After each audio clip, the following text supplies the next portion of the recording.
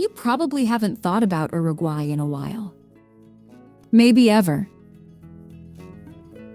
But somewhere in this country, there's a giant hand erupting from a beach, a village with no electricity or running water, a 40-day carnival that's the longest on Earth, and palm trees that are 20 million years old. We're going to visit all of them. And everywhere else worth stopping.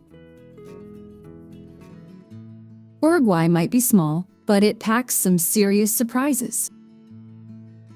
Cabo Polonio has no electricity grid or running water. Residents live completely off-grid in a national park where cars are banned. And speaking of unique infrastructure, the Estadio Centenario in Montevideo was the world's first stadium built specifically for a FIFA World Cup in 1930. But it's not just modern marvels. Fray Bentos was once home to the world's largest meat processing plant, feeding half of Europe during World War I. The geography here defies logic too. Punta del Este splits the Atlantic Ocean and Rio de la Plata. You can literally stand with 1 foot in each body of water. Rincón del Bonete Dam created Uruguay's largest artificial lake, which is so big it's visible from space. And Salto sits on a massive underground thermal aquifer that naturally heats water to 104 degrees year-round. Then there's the quirky stuff that'll blow your mind.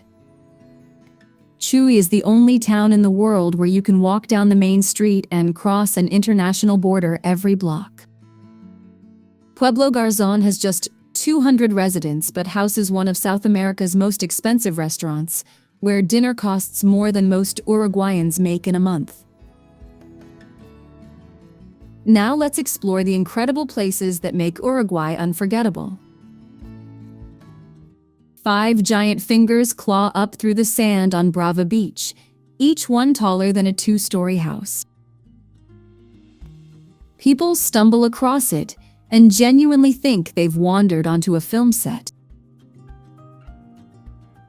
They haven't. La Mano has been here since 1982. 8 meters of concrete and iron erupting from the shoreline like the earth itself is reaching for air. You walk up to it at sunset, and the Atlantic crashes behind those fingers while golden light pours between them. But here's what catches you off guard. This entire peninsula was just a quiet fishing village until the 1940s. Now yachts crowd the marina, and the smell of grilled seafood drifts from every beachside stall.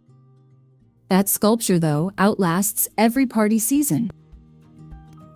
Sand shifts around it. The hand remains. Did you know that somewhere in Uruguay, there's a hill older than the Andes, older than the Atlantic Ocean itself? Cerro Pan de Azucar has been standing here for over 100 million years, a remnant of ancient volcanic forces that shaped this land long before dinosaurs disappeared. And yet it rises just 200 meters above sea level. Modest in height. Immense in time. You climb through rugged granite worn glassy smooth by millennia of wind and rain, weaving between patches of green that cling to every crevice. At the summit, a lighthouse built in 1890 still stands, guiding ships for over a century from a peak that's existed for 100 million years. That contrast hits you. At sunrise, golden light spills across the Atlantic, and you're standing on one of the oldest surfaces your feet will ever touch.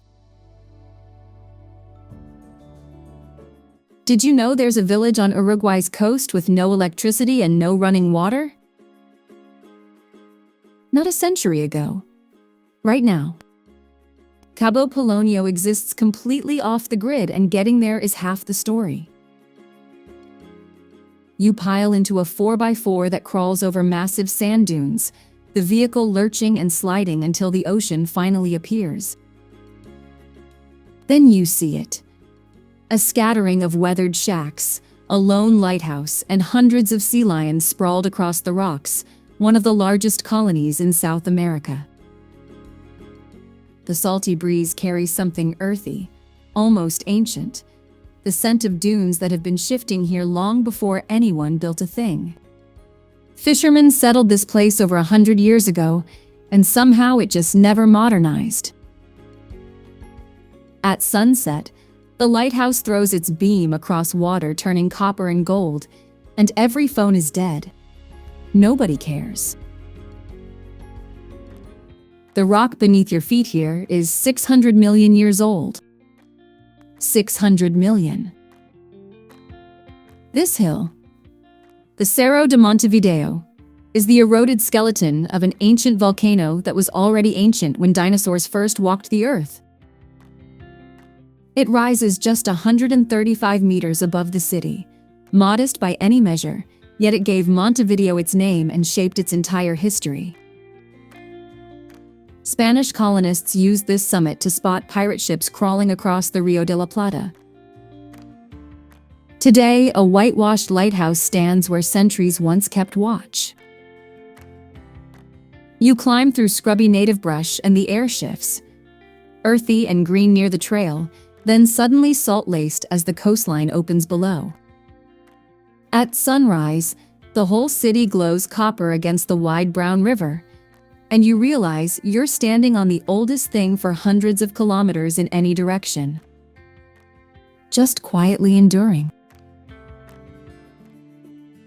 One man looked at the Uruguayan coast and saw the French Riviera.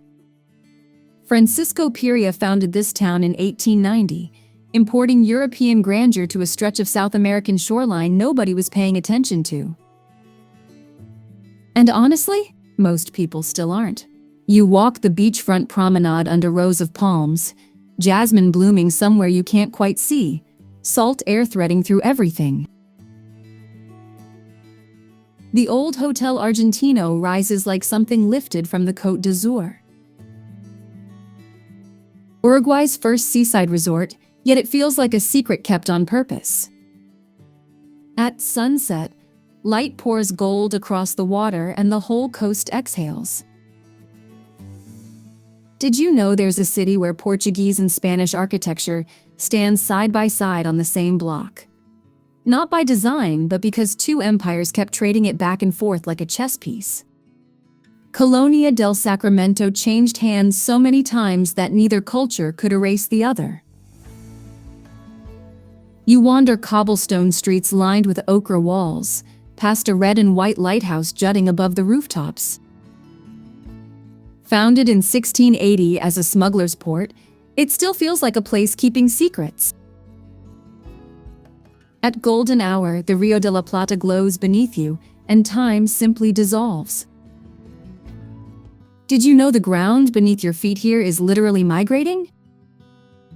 The dunes at La Barra crawl up to 5 meters every single year, meaning the landscape you're standing on today won't exist in a decade.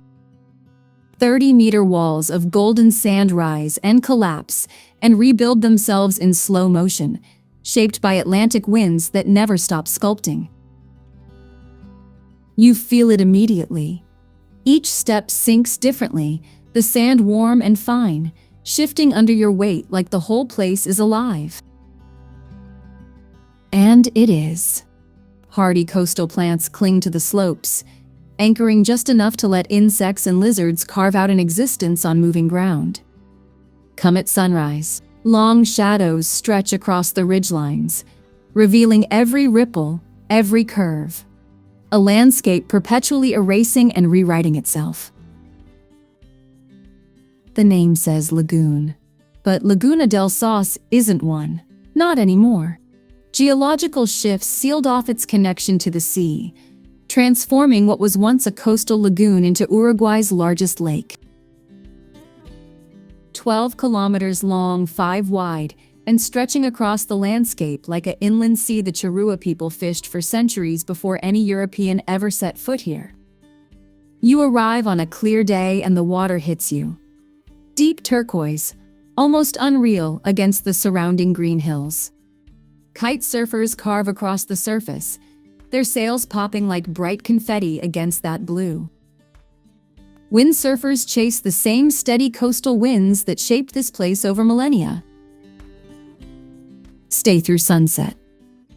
The whole lake becomes a mirror, catching every shade of amber and violet until the water and sky become indistinguishable.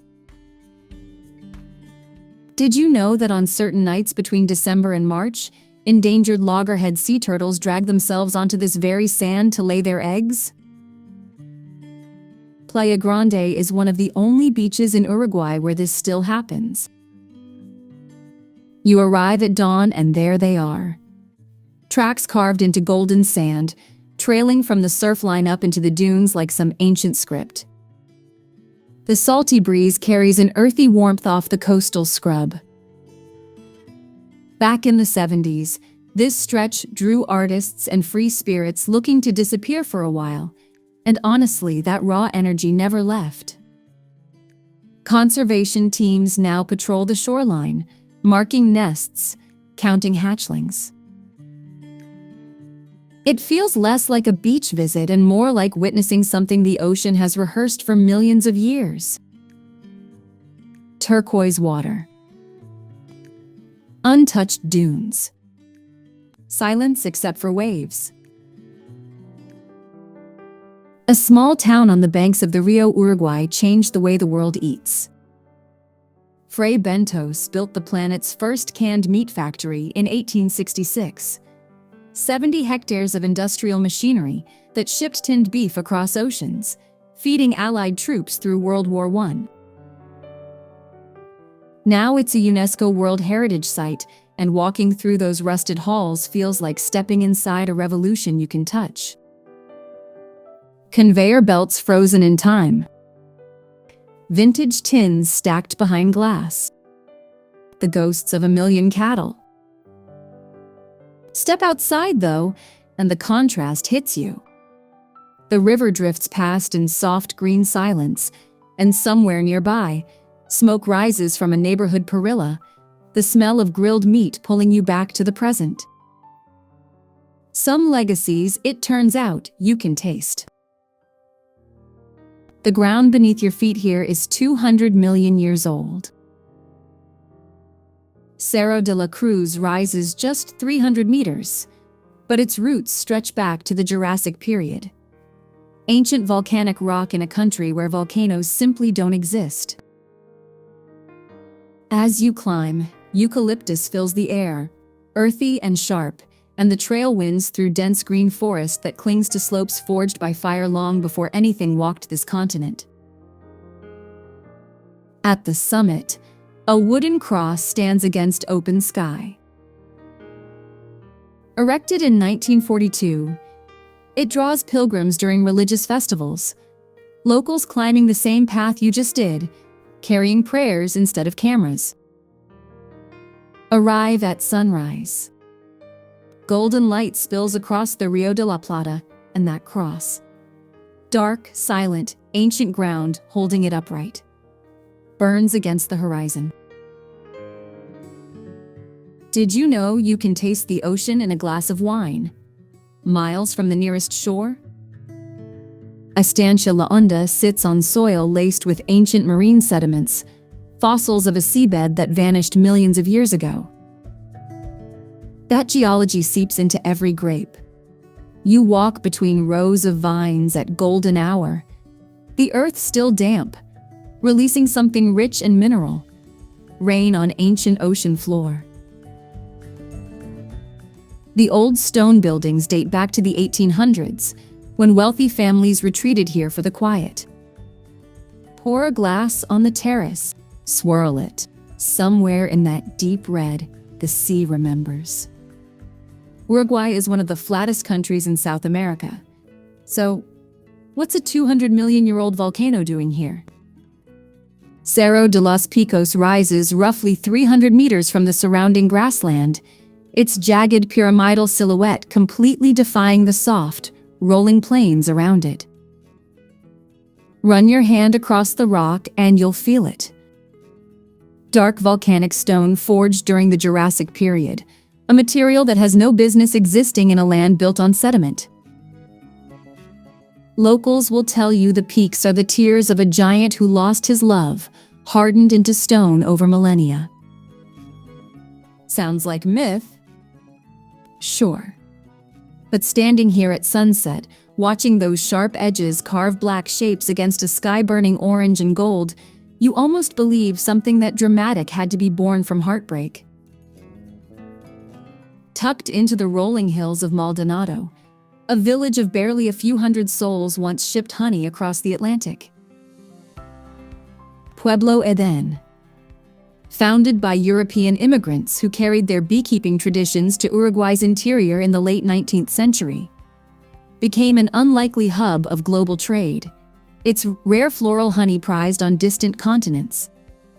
That legacy has faded, but the land remembers. You drive in along winding dirt roads, wildflowers pressing against both sides, and the air hits you before anything else does. Sweet, thick, almost edible. The scent of 1,000 blossoms warming under late afternoon sun. Rustic houses wear faded colors like old postcards. No rush here. No noise. Just golden light pooling across meadows where bees still drift from bloom to bloom, doing what they've always done. Did you know the ground beneath your feet here is over 150 million years old?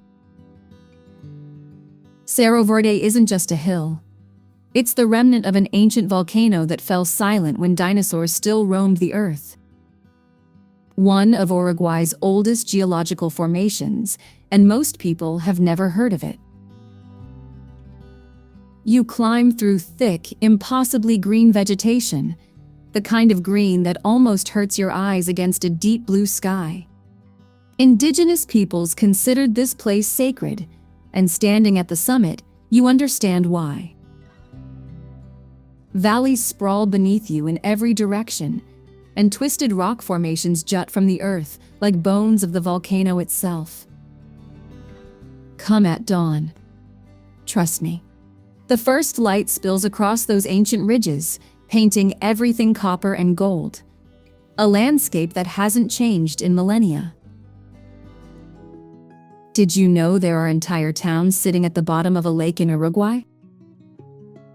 Rincón del Bonet holds the country's largest artificial reservoir, 1,600 square kilometers of deep blue water that didn't exist before 1945. When engineers dammed the Rio Negro to power the nation's grid, whole communities vanished beneath the rising waterline. Gone.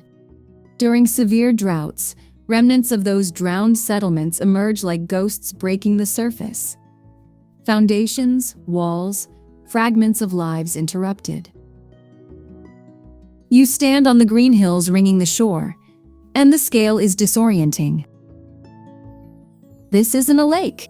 It's an inland sea, stretching beyond what your eyes can track. At sunrise, mist lifts off the water in slow ribbons, catching gold light across a landscape that remembers what it buried.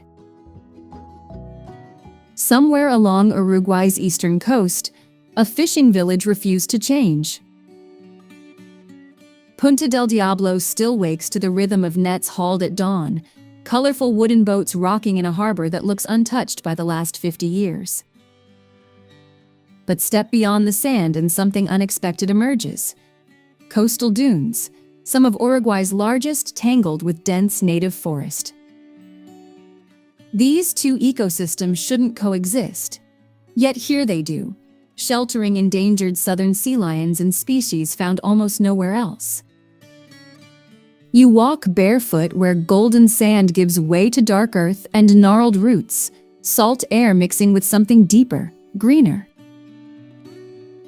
At sunset, the dunes glow amber against a violent blue Atlantic, and fishermen drag their catches ashore the same way their grandfathers did. Nothing polished, nothing performed, just real. Did you know South America's largest hot spring complex isn't in Brazil or Argentina, but here, in a quiet Uruguayan city most travelers have never heard of? Salto sits along the Rio Uruguay, founded in 1855, its streets lined with weathered colonial facades that whisper of a rubber boom that once drew fortune seekers from across the continent. But the real draw lies just outside town. At Termas del Daemon, mineral-rich water rises from deep underground at 40 degrees Celsius, and the earthy scent of dissolved minerals hangs thick in the humid air. You sink in and the warmth loosens something you didn't know you were carrying. At sunset, the pools catch copper and gold, steam curling into a violet sky. No rush here.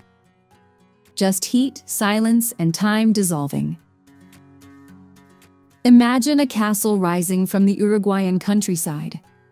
Turrets, neo-Gothic arches, intricate ironwork catching the light.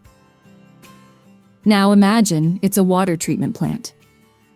Estación de Aguas Corrientes looks like something from a European fairy tale. But in 1912, it became South America's first modern filtration facility. 15 hectares of engineered brilliance that helped crush cholera outbreaks ravaging the region. You walk the grounds at dawn, golden light pouring through those enormous windows, and the air carries something unexpected. Fresh water and wet earth, clean and alive. A fortress built not for war but for survival. Did you know this park once had a lion that kept escaping its enclosure and roaming freely through the grounds? Actual citywide searches. In the middle of Montevideo. El Parque Rodó has calmed down since then. 26 hectares of deep green canopy pressing against a lake, so still it mirrors everything above it. You wander tree-lined paths past sculptures and murals, paddle boats drifting lazily across blue water. Sundays, artisans spread their work along the walkways, and at golden hour the whole place glows amber through the leaves. Where a lion once prowled, now families stretch out on the grass without a care. Did you know Uruguay's entire wine industry traces back to one place? Canelones.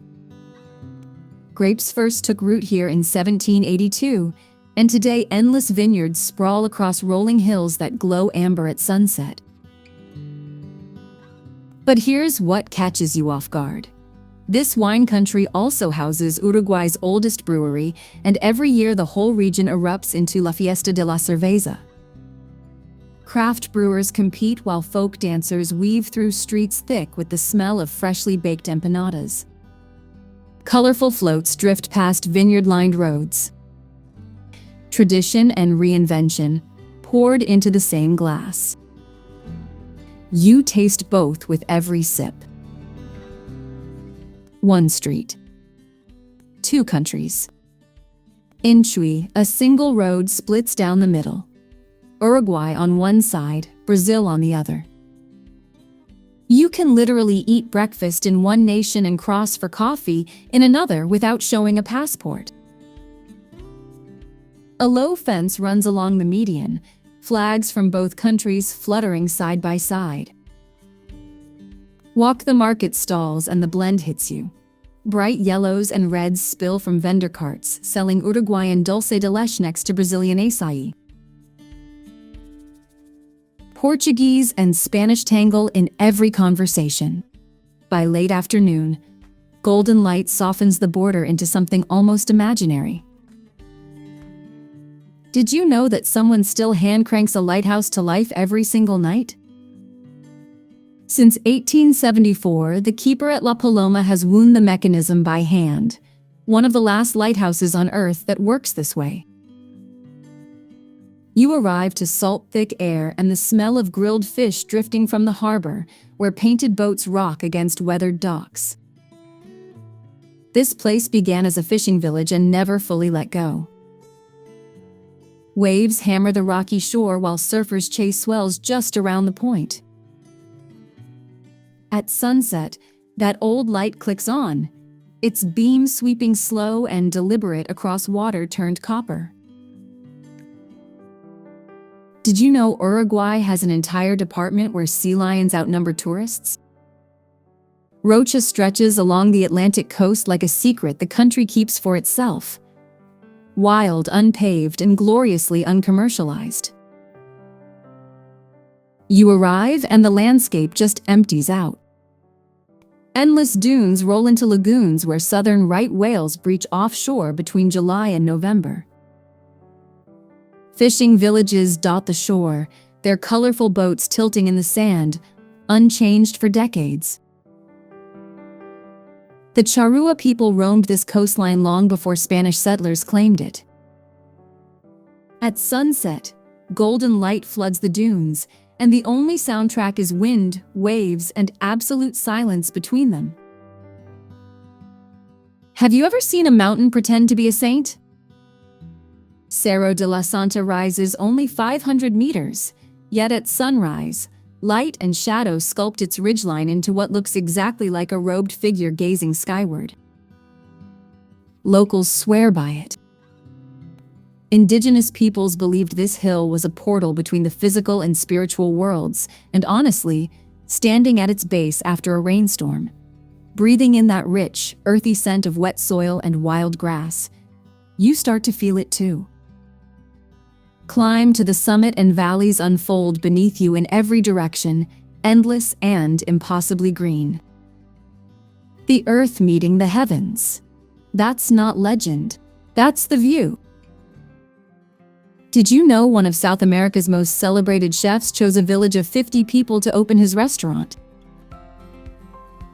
Pueblo Garzon was a forgotten railway stop, slowly dissolving into the countryside. Then Francis Mallmann lit his fires here, and everything changed. You walk unpaved streets past sun-bleached walls and hand-painted murals, and then it hits you. Wood smoke, rich and deep, drifting from open flame. Vineyards roll across the hills beyond town. At golden hour, you sit outdoors, tasting food that somehow matches the light. Uruguay revealed itself slowly, like a friend sharing secrets. Quiet beaches where gauchos once rode, colonial streets that whisper old stories, and a warmth that lingers long after you leave. Subscribe to keep discovering these hidden corners of South America. Which Uruguayan town caught your heart?